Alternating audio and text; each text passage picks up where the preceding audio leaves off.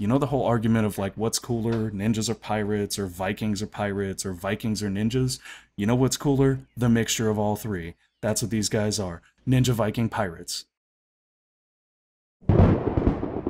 Are you good? If not, let's get good. I'm good, and this is episode 1 of my The Forgotten LP of the beta of Endless Legend Shadows. I very specifically used the term beta of Endless Legend Shadows right there because that was the one request from Amplitude if we're going to cover the game, so that is what I'm doing. So the Forgotten are essentially, well, I'll let the video play out and tell you their story, but suffice it to say they are the new Espionage faction, and they have these very interesting characters that have this new stealth ability that basically makes them invisible on the battlefield when they are with other units with stealth. They've also got some very interesting faction traits. They've got science phobic, which means they can't use or gather research in any way, but they can buy technologies with dust. The other thing they can do is they can perform infiltration and copy other factions' technologies, which is really incredible. They're also like really good at pillaging cities, which is another new great mechanic that's going to be part of Endless Legend Shadows.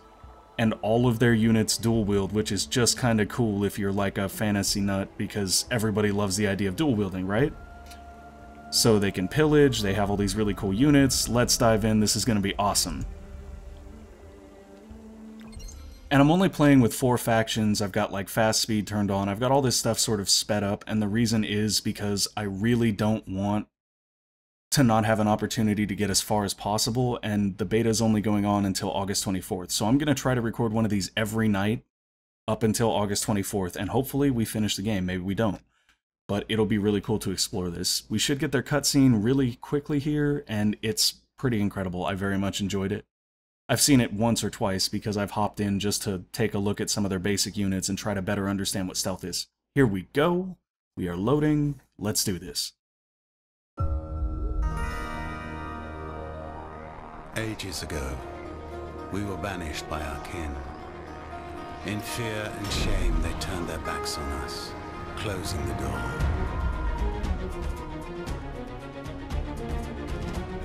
We survived on a world gone mad by embracing the madness.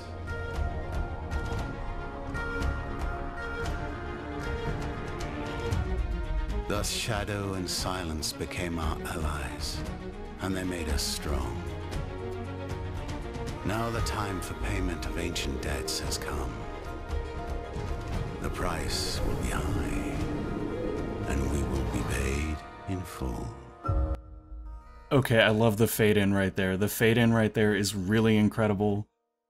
I know it's kind of cheesy, but that's like my favorite part of their whole intro cutscene. Oh, and we've been discovered by the Draken, because they get to see us right at the beginning. As you can see, the unit is like semi-transparent. That's because right now it's stealthed, I believe, because all of the units that are part of this army have the stealth ability. Now, these guys get stealth, which makes them invisible on pretty much any tile, but there is a new equipment, and we're going to take a look at the assassin here real quick. There's a new ring right here called the Ring of the Boreal Owl that gives camouflage, and what camouflage does is if every unit in the army has camouflage, then when they're standing in the forest, they basically become invisible. Now, because of their stealth, it's pretty much everywhere, which is really cool. They've also got fast, which we all know is great because battle movement's always huge, and they've got dual wield. As you can see, he's dual wielding 2 one-handed swords. Now, the way dual wield works in this is that the offhand weapon has its stats reduced by 50%, which is not a big deal. And they have acrobat as well, which lets them pass through opponent units, and the standard infantry slayer that comes with the sword. Now, what I'm going to do first is I'm actually going to change their weapon to the axe, and the reason I'm going with the axe is because I feel like initiative and damage will serve us better than defense and damage with these guys. Like, we really just want to be straight out damage dealers. So we're going to go ahead and grab the base ring as well, because the improved vision and sharp senses can help. That 20% defense against ranged is huge. And then we're going to go ahead and throw all the armor and stuff on them just for the basic setup. So that is our basic setup for the assassin. It's really incredible. They have such amazing abilities. I can't wait to crack into these guys. Let's see. We also have the settler. Take a look at that. Their skin is like black with like white markings, unless that's clothing, but I think it's their skin. This is cool though. Like, these guys are literally ninja Vikings. You know the whole argument of like, what's cooler? Ninjas are pirates, or Vikings are pirates, or Vikings are ninjas? You know what's cooler? The mixture of all three. That's what these guys are. Ninja Viking pirates. And now I'm gonna go ahead and look for a place to settle our first city. Now, to do that, what I want to do is go ahead and show Fidzy on our tiles. As you can see, there's no science because science is sort of irrelevant for us. The massive tree here has nice food and production, but it does not have happiness, and that is something that matters. No happiness there either. How about up here? Nope, we don't have anything that's got a happiness bonus just yet, but that is okay because the first thing we're going to do is split out some of these units and begin to explore our surroundings. If you've watched my Necrophages LP, you know exactly what I'm doing. I'm just sort of scouting our area to try to find the best place to settle our first city. And right now, it looks like we may just have to sort of run for something and go after it, because I'm not seeing a whole lot of great options. Like, we don't have a bunch of anomalies right next to each other, which is sort of unfortunate. So let's take a look at what we can settle. Now, if we settle here, we've got 14 food, 9 production, and 3 dust. Now, up here, we've got 17 food, 7 production, and 2 dust.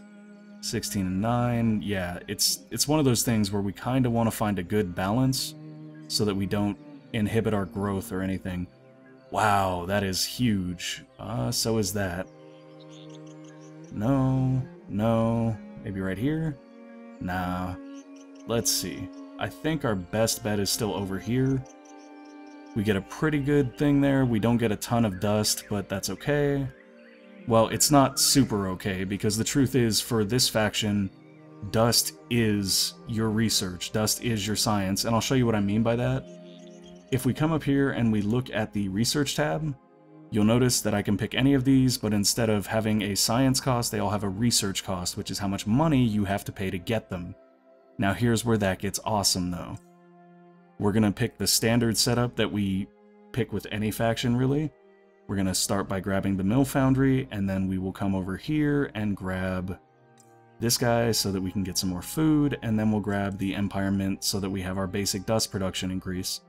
Now here's where this gets super, super cool. We start with 50 dust. We start with a hero. We won't be able to get another hero until we unlock the marketplace, but what we can do is instantly start with a mill foundry like a boss. And if we really want to, we can also instantly start with access to the seed storage, so there you go. We are just rolling out real quick, and I kind of dig that about these guys. I think it's pretty incredible that they're able to do that. Oh, this is unfortunate. I really don't want to be forced to settle a subpar town, but I think we're going to be, because otherwise we'll just end up being behind, which is even worse. Oh, that sucks. If we settle right there, we've got a ruins, which is not necessarily a good thing. Come on, guys, give me a good option here. It looks like maybe this is our best option right here. I think I'm going to do that. That is probably the best option we're going to get to settle on turn 1. I'm going to put our guy into production because, at least the last time I checked, it was much more beneficial to just focus entirely on production. What is this? So we've got this new security system. Nothing, wounded, disabled, captured. This gauge represents the risk for a spy to be safe, wounded, minus 40% life, injured, or captured if the hero performs an infiltration action. The risk depends on the security level of the infiltrated city. Okay, so that's cool. That is sort of the counter-espionage. And what is roundup? Click this button in order to perform a roundup and try to flush spies in the city. Once activated, the roundup starts accumulating a bonus of security at the cost of 50% of the production generated by citizens. After its completion, the roundup will make a security test for potential spies based on the new city security values. Whoa, so that's a new mechanic, right? You can essentially dedicate production to digging out spies, which is kind of cool. And I want to move that guy over to this army, I think. Mainly because this army is the closest to here. And we'll probably end up reconvening those armies very shortly. What is this? Is that our... Nope, that's a palm tree. So we don't know who our minor faction is yet. We'll probably figure that out in the next turn, and we also want to loot this fairly soon. Oh, I could put our hero over here too. That might be beneficial. Actually, I don't think it is. what is our hero's bonus? We actually have not looked at the hero. Okay, so for our hero, we've got stealth, dual wield again, which is great. And let's switch our hero over to the correct weapons. Is that that's a claymore, that's two-handed. We don't use two-handed with these guys. Okay, so this gives detection, and I'm wondering what that does. Units with detection can see invisible units. Okay, so there you go. They can completely negate stealth if they put on that accessory. But the detection range is equal to the vision range, so you can still hide units on the map. I like it. I think that's a fairly balanced approach to take to it. Improved movement is pro. We really want that. And what else do we really want? Sharp sense is not bad. Okay, it looks like that's all set up. Let's take a look at our skill tree. And actually, let's take a look at the faction skill tree, because that's what's going to be really relevant. So they have Managed Torpor, which reduces the cooldown for swapping them around. I think that's kind of cool. I think that's designed to reduce the cooldown for when they do espionage actions, which is awesome. We've also got Arboreal Dust Dowser, which gives plus dust on forest, which is pretty good. Plus 50% seniority bonus. I'm not sure how that works. A Forgotten knows how to win. Oh, it's a spy ability. Interesting. We'll probably figure that out later. One step ahead, a master of reading angles and dangers and intentions. The most skilled Forgotten heroes are never found in a situation that lacks an exit. Okay, so minus 50% turns in jail are captured. So apparently there's jails in capture now, which is cool. Cannot be captured when performing an infiltration action at level 2. That's awesome. So you can basically build out these heroes as straight up spies. Ooh, that's interesting. There's no connection there. What is this one? Sang-Froid, plus 10% attack on units, and there's 3 levels, so plus 30% overall. That's kind of cool. But this one is oof. Confers stealth on all units of the army. Wow, you want to talk about a great ability for an army leader? This means that if you're using minor faction units that don't have stealth, it doesn't matter. You're all good. Oh, no, I don't want to end it. I want to come back over to equipment. I don't have the dust to apply it, so yeah, forget it. I'll just reset the changes. So I'm going to go ahead and make this episode a 30-minute long episode. If people have a problem with that, then let me know. But I think that with a game like this where we're really trying to explore new content, it's more beneficial to make this a little bit longer format than my normal stuff. Okay, so we've ended our first turn. Oh, new quest added. Aftermath of Ambush. My dreams are still haunted by the night we lost my friend, my rock, the previous leader of the Warfarer's divinity, Master Shadow Ziema Adaya. They came upon us not 3 days out from the Targardian Mountains, shadowy figures in the night. At first we thought them simple bandits preying on hapless travelers, desperate rogues who'd made a fatal mistake in selecting their victims. We imagined we would kill them easily enough, but we were wrong. Had Arla not left behind, sick with fever, we may have mastered them, but in our arrogance we underestimated them. Ziema battled formidably, saving many of our lives, but that only aided our attackers' true intentions. They wanted not to rob us or kill us, but to steal away Ziema herself. And they succeeded, and it wasn't only her they took. Some of the most experienced warriors also vanished that night. In the aftermath, stranded in the Oregon wilds, bloodied and exposed, there was little we could do except carry on with our original plan. Without Ziema or the others, every day the same questions burned in my mind. Who kidnapped Ziema? Did one of our party betray our intentions to the spineless trinity who rule the Forgotten in Dagari Tonga? The fearful High Consecrate and the feeble masters of the divinities? Those rulers who have forgotten our motto, we are the power in the shadows? Or was she taken by some other enemy who escapes my attention? The questions burn. The one that burns the most, though, is this: where is she now? Before we settled Utanla, all I could do was seethe and agitate. Now I can begin to answer questions. Now I will do everything in my power to find Ziema and have my vengeance on those who stole her away. So, the Forgotten in this are essentially supposed to be a splinter faction of a civilization that was basically left out and forgotten. So basically he's talking about whether or not their leader was taken by the base faction or not.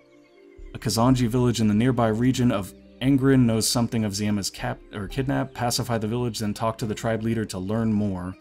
Awesome, a Kazanji village, just what we wanted to tangle with. Well, I guess we'll get to see how powerful these guys really are. Oh, that was slick. Did you guys see that movement animation? She straight ghosted, that was slick. Let's search, we get 30 dust. That is definitely beneficial to us, especially since we can use it to buy the Empire Mint. Wow, I'm loving this. The dust for research thing is kind of incredible early game. I have a feeling it'll probably balance out later on, but for right now, it's pretty slick. Oh, do we want the Predatory? You guys want to see the Predatory, right? Let's get the Predatory. That'll be our next goal, and then after that, we will focus on getting extractors because those will be very important in general. Alright, so over here, we are building the foundry, we are building the seed storage. I should be building the Founders Memorial, but that only gives 2 production, and the Foundry gives more, so we're going to start with that, then go Founders Memorial, then we'll add Empire Mint to that, and sure, Husbandry Center, and once we have the materials, we'll try to aim for the museum, and we can also start building out burrows. Although, somewhere in this mix, we need to have another settler, so I'm going to put a settler in queue, and then we'll just move it around as need be. Another 3 turns until we grow, but I wonder what happens if we redirect one of these workers. Nothing? How about 2?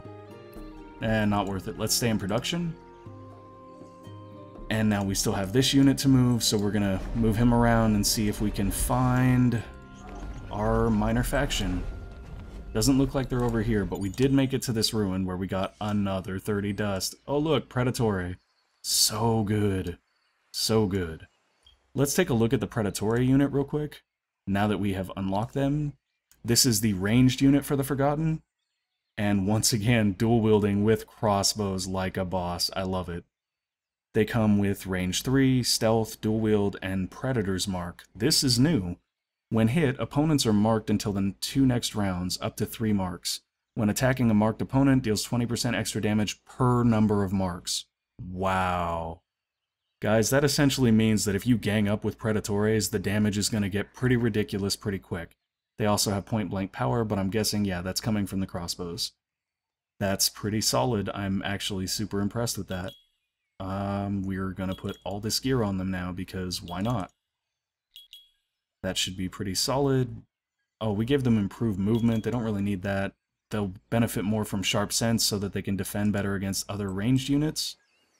Awesome, so now we have the Predatory, we know what they do, they're kind of great. Oh, don't tell me there's a better settling place down here. That's probably what it was. I probably should have settled, like, right there. Yeah, that would have been good. Okay, well, it is what it is. I'm not gonna cry over settled cities. Do we have anything over here? We are still not finding our minor faction. I get the feeling they're right there, because these look like little tents. Alright. Research is good. Population has grown, and we'll end the turn. Kazanji village nearby. So we need to find the region of Ungrin, and then we need to beat Kazanji, which is not at all easy, so... Okay, so we've got Guarin, which give plus 5% life. Wow, that's kind of garbage. Oh well, we don't really need it. We do have titanium, though. That's a nice thing. Now the real question is, do we also have glass steel? Because glass steel's kind of hot. Oh wow, 8 food there. That's pretty slick. Let's grab these guys and bring them down a little bit and see what we can find. Oh, we've got Gelderus next to us. We have glass steel. Oh, I love this starting area so much right now. We have glass steel and titanium. That's really great for a start.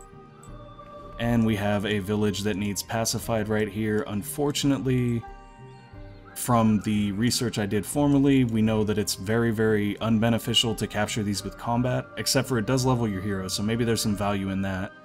Plus it'll give us a chance to test these guys out, because they just seem really awesome.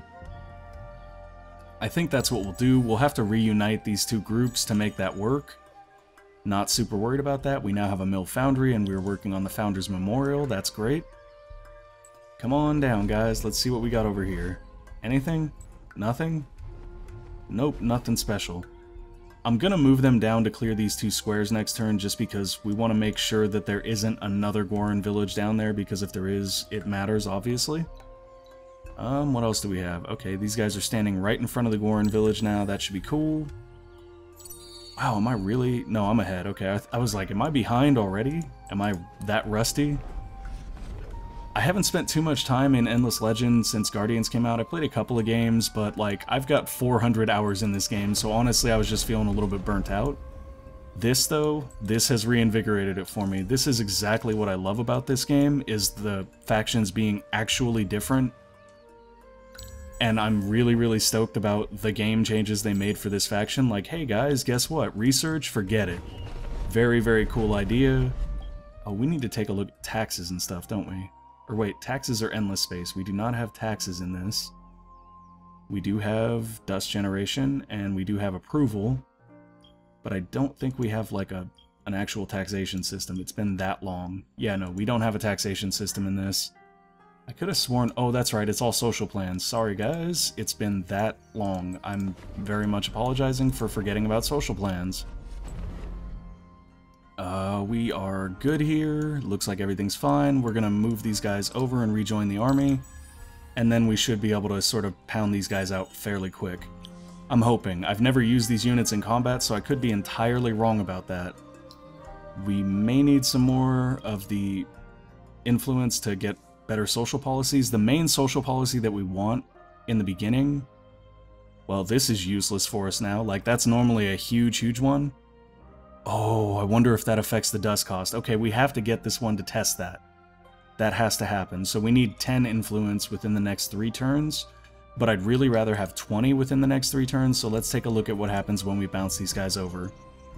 8 times 3, yeah, we'll easily hit it with that. In fact, if we go like that, 6 times 3 is still pretty good. 18 plus 7, yeah, we'll make it with that, so that's what we're going to do. And then we're going to try to reunite these armies. It's going to take us one more turn to put them back together. That's fine. Oh my god, that ghosting effect is so cool. I really do love everything about this faction. I love the lore. I love the look. I'm just digging the Ninja Viking Pirates, because they're awesome. They are Ninja Viking Pirates, and they will win. Okay, let's take this Guaran village down, because why not? So it looks like a pretty even fight. Now, I'm actually going to manually do this fight. I typically don't do that. But in this particular case, there's some value in seeing how these guys actually play and fight. Oh, look at that. I just love it. They warp so cool. Okay, so we have our hero right here who should be able to pretty much thrash something. Yeah, we're ready. Let's start targeting. Get up in his grill, get up in his grill, get up in his grill. No, get this guy. No, get this guy. Okay, that should be good. Launch the combat. Wow, these guys are fast. 17 damage to us, 34 to them. Wow, that's pretty solid, except for that didn't take much off their health bar. Oh, the Guaran have tons of health, don't they? This fight might not go our way. Okay, maybe it will. We do have a hero that hits like a truck. Okay, did they get to attack or did they blow their attacks by countering? I think they blew their attacks by countering, which is really good. Because it means we get to control the flow of battle. I like that.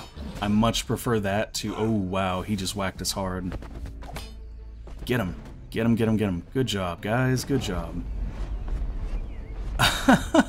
Even their militia does the shadow warping. That is freaking awesome. They're like, dude, even our scrub troops are cooler than you. Accept it. Accept it. Go, go, go, go, go. Move that guy back, though, because we don't want to lose them. These guys have enough health that I think they can tangle with it a little bit. Only -1. That's pretty good. Okay, hero guy, come in and finish this fight for us. Whack these fools. Actually, I guess the one good thing about recruiting them as a minor faction is they do have winter immunity, which is huge. So maybe it's not such a bad thing to have the Guaran. Yeah, we decimated them. We didn't lose anything. Our guys, like, crazy warped there for a second, though. Oh, we got 30 dust as loot? That's kind of good. Yeah, I'm a fan of that. Good job, guys. Now let's head them on up here. Hey, we got a level for our hero, which is great.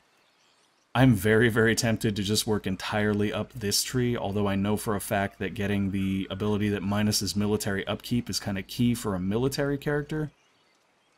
I'm not so sure that this is a military character, though. I think, like, we may end up using this more for infiltration. Yeah, let's build this guy up as a spy, because we really want to take a look at the spy mechanics, right? That seems like a good plan. And we now have the ability to assimilate the Guaran if we want. We're not going to do that because it'll mess up our influence. We are, however, going to buy open pit mines, because we can. Now, let's see, what else do we have, and how much does it cost? Wow, that's kind of cool. Oh, we haven't tried pillaging. I'm not even sure how that works. Pillaging is our next big try, guys. We have to try pillaging, and I think we also need to make sure that we get this, because we did not grab that. We grabbed the stuff that extracts resources instead. Honestly, that was an oversight on my part. I probably should have made sure I was getting the right thing, but I'm just super excited because this is really freaking cool. Okay, let's end the turn and see what happens next. Next time on Awesome Shadow Game. Let's see. We're gonna have a settler fairly soon. I think once we get a settler, we can build our first burrow and possibly rebuild the Guaran village. I don't think there's any detriment to rebuilding the Guaran village at this point. Come up here, guys. Let's go see what's in this ruin and see if this is Argon. I hope this is Argon. If it's not, then it's got to be one of these other regions. It's obviously not this one, because this one's got Gelderus, so it's either probably here, here, or here. It may also be down this way, but I'm hoping it's not this way, because that's like a really crappy path to have to take. Okay, that'll be fine. These guys are still moving. Yeah, we'll just end the turn. Dust Sense. This could be really cool. Plus 100% from Pillage on Empire. Your army must be adjacent to an opponent regional building in order for the action to be available. So it looks like it only works on enemy cities, I'm guessing. Ooh, that's a nice thing to build next to. Nothing. Wow, that's sad. Why you gotta play games with me like that? Do we have the name for this region? We do not. Soon we will have the name. I'm actually really excited to see what their quest unlocks too, because normally the quest unlocks specific gear. So we're going to get the 20% cost reduction. Actually, before we do that, I want to see what the dust cost on Dust Sense is. It's currently 72. So let's grab this plan and see if that goes down by 20%. If it does, that's awesome. I could take 20% unit cost reduction, but I feel like +3 dust is going to be more useful since dust is our research.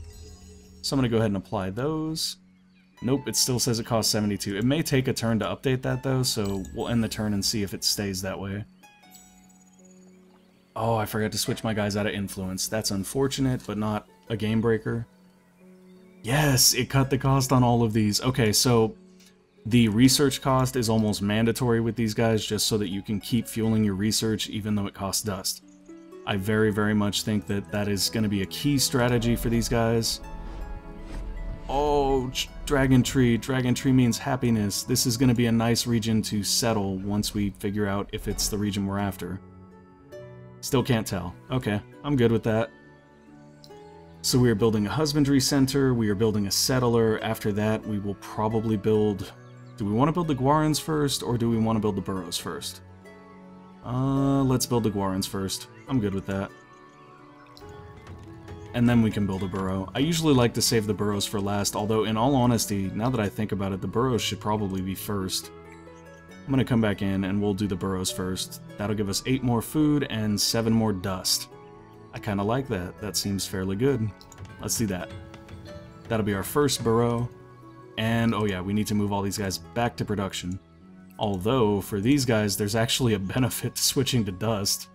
Being able to actually, you know, unlock your technology faster because of that is kind of cool. I'm still just going to go full production, though, because I still feel like that's our best option overall. And then we'll end the turn. Alright, hopefully we can figure out the name of this region, because we are getting real close to the 30-minute mark, and I don't want to go too much over that.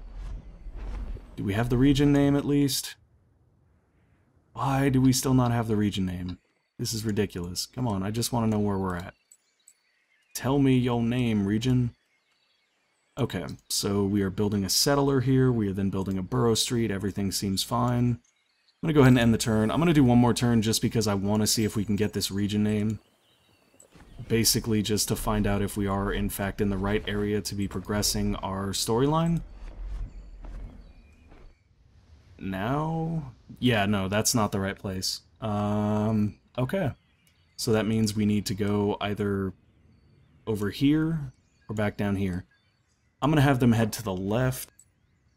But that'll be it for this episode, so thank you guys for watching. If you enjoyed the video, please leave something in the comments. If there's anything in particular you want to see about the game, leave that in the comments too. And keep gaming responsibly.